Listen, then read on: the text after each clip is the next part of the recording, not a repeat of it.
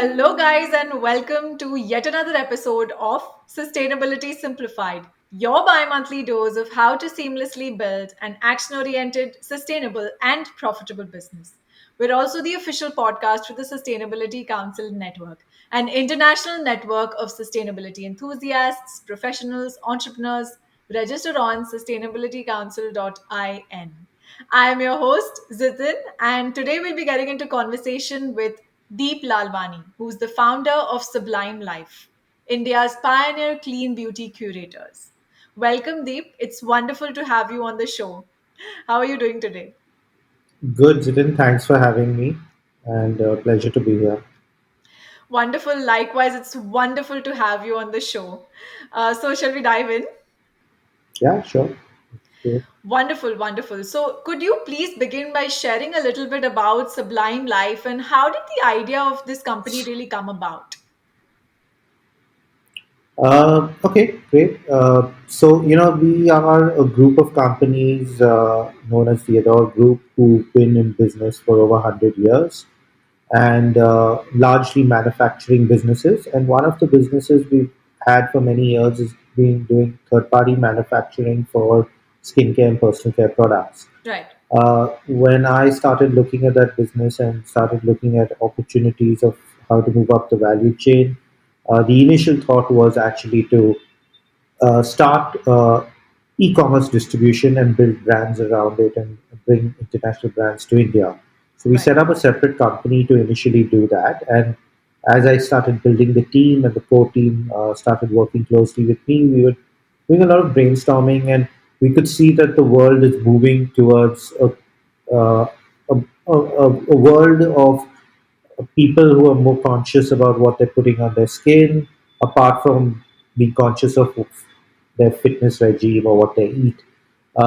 And To be honest, Sublime Life was literally a brainstorming session with our core team and uh, literally conceptualized on a tissue paper in a cafe near our office.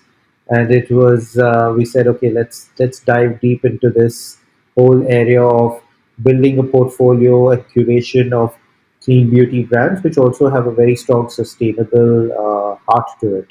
And that's literally how we started Sublime Life. Yeah. That's absolutely super impressive, especially the idea around the whole tissue paper and the brainstorming stuff. That's so startup-y, and that's just absolutely wonderful. Thanks a lot for sharing that. It's been a while since the company is running, and it would be great if you can talk a little bit about really what is the product line that the company offers. Yeah, so we have about 175 brands which we curate across skincare, hair care, makeup, bath and body, anything under the beauty umbrella, which stands for all products need to be cruelty free. All products need to be free from certain ingredients like sulfates, parabens, phthalates. Uh, if the brand has a strong voice for sustainable practices in terms of what they do, in terms of how they do use recycled packaging, or how they kind of work on uh, their own way of giving back to the environment, it's always something which kind of brings a lot of affinity for us to work with brands like that. Uh, that's essentially how we work and how we curate, and yeah, that's I think sums it up. Yeah.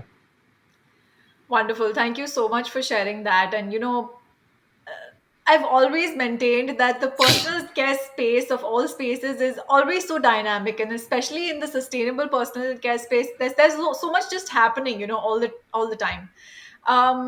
And of course, your platform being one of the pioneer ones, it offers 175 brands. That's a Yeah. huge number there, right?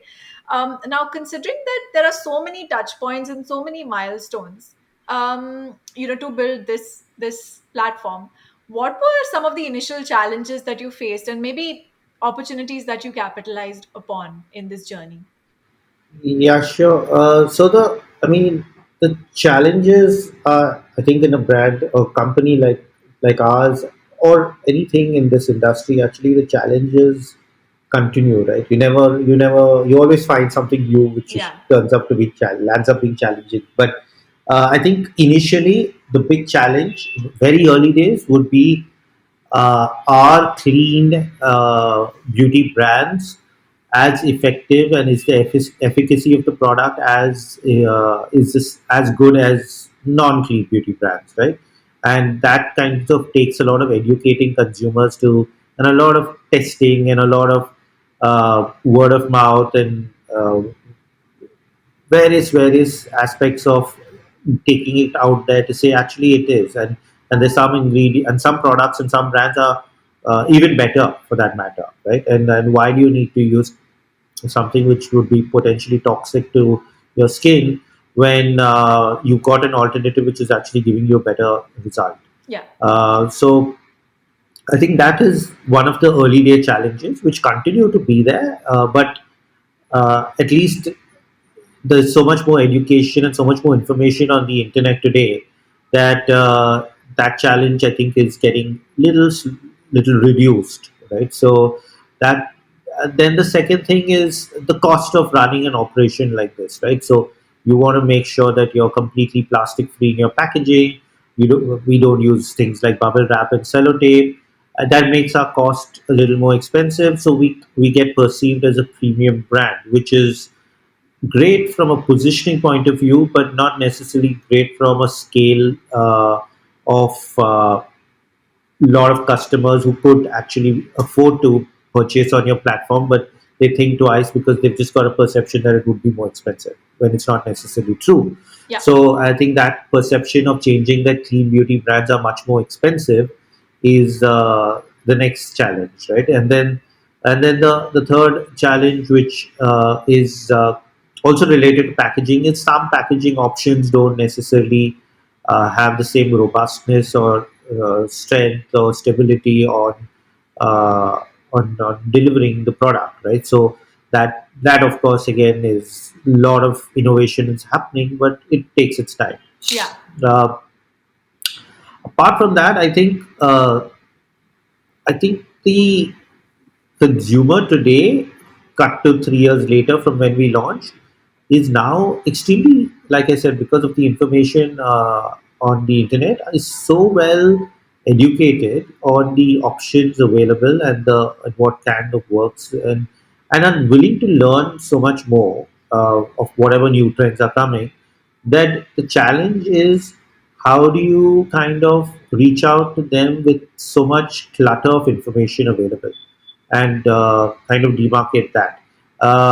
And that's our job as marketers, to constantly improve on that, and we constantly strive to do that. But it seems like a lot of brands, unfortunately, and the ecosystem around it is saying the same thing and claiming a lot of things which are not necessarily uh, uh, factually correct or proven by testing.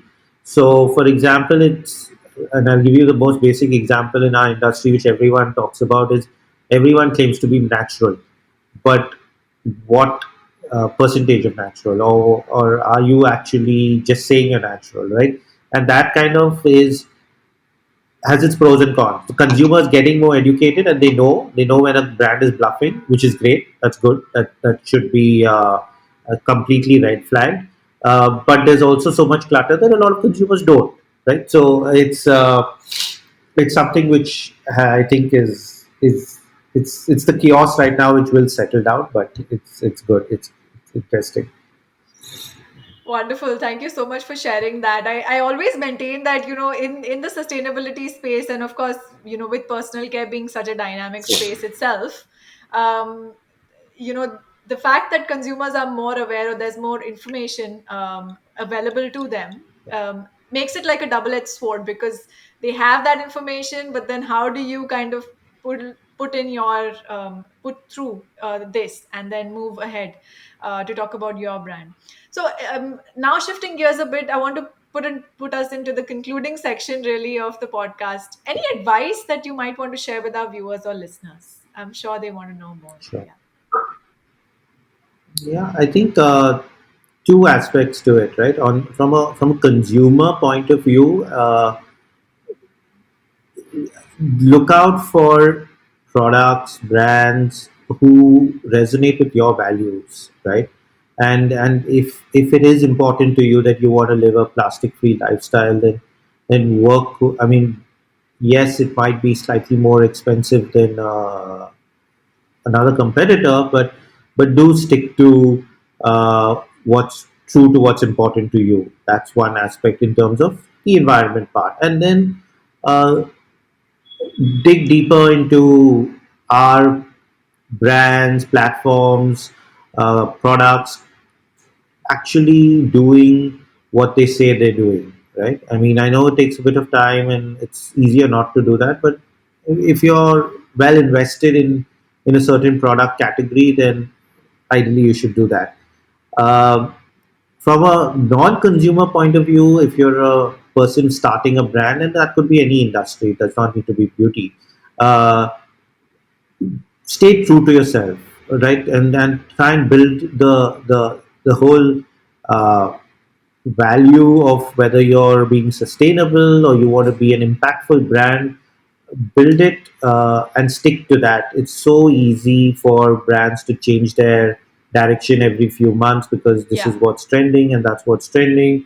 But it's not necessarily the right way to build your brand over the long term. yeah, I'm saying this because what I see in the industry, ours and others, is, for example, everyone's talking about recycling, so let's have a recycling program. Then 6 months later, they've forgotten about it, right? And that's ideally not the way to do business or build a right. brand. You build it with, yes, I'm going to build a recycling program, but I'm going to do it for perpetuity Yeah. and build on it, right? So, yeah. Absolutely. That was absolutely well put. Thank you so much, Deep, for your time. It was absolutely wonderful to have you on the show. And I'm very sure that the conversation between us would help a lot of other people out there in their journey of building and growing purposeful businesses. Thank you so much. Thank you. Thank you for having me, and look forward to keeping in touch with your organization. So, Thank you so much. Thanks a lot. Take care. Yeah. Bye bye. thanks. Take care. Bye. See you. Thank you so much for listening. And if you like this podcast, feel free to share it in your network. My one takeaway from this episode was stay true to yourself, and your brand will really succeed and thrive. I would love to hear your key takeaway from today too. Do share it with me on my socials. You will find me on at Zitin Munshi. That's at ZITINMUNSHI. Until next time.